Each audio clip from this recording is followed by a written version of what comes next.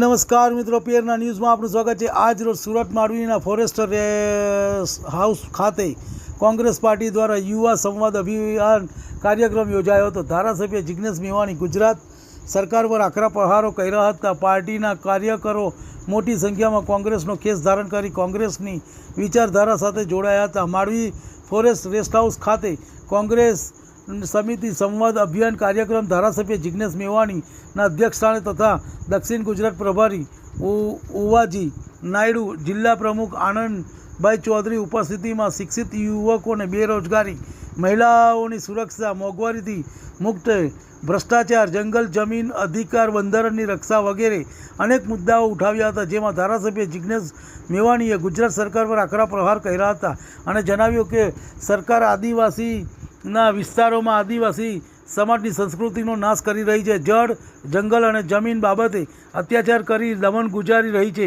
ભાજપ સરકાર વનબંધુની વાતો કરે છે, આદિવાસીઓના જંગલ સાફ કરે છે।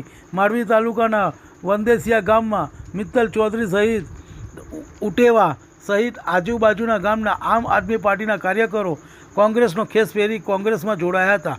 રિપોર્ટ દિનેશ રામાનંદી, માંડવી। તમને અમારા સમાચાર પસંદ આવ્યા હોય તો like, share, bell icon, comment અને સબસ્ક્રાઈબ કરો।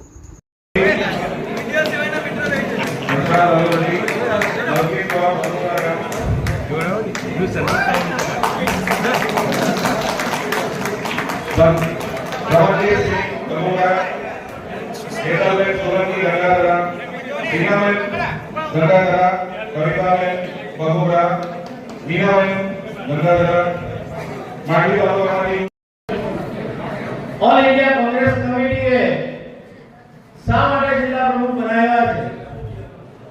આજે આપણી વચ્ચે 500 થી વધારે યુવાનો કોંગ્રેસમાં જોડાઈ ગયા છે।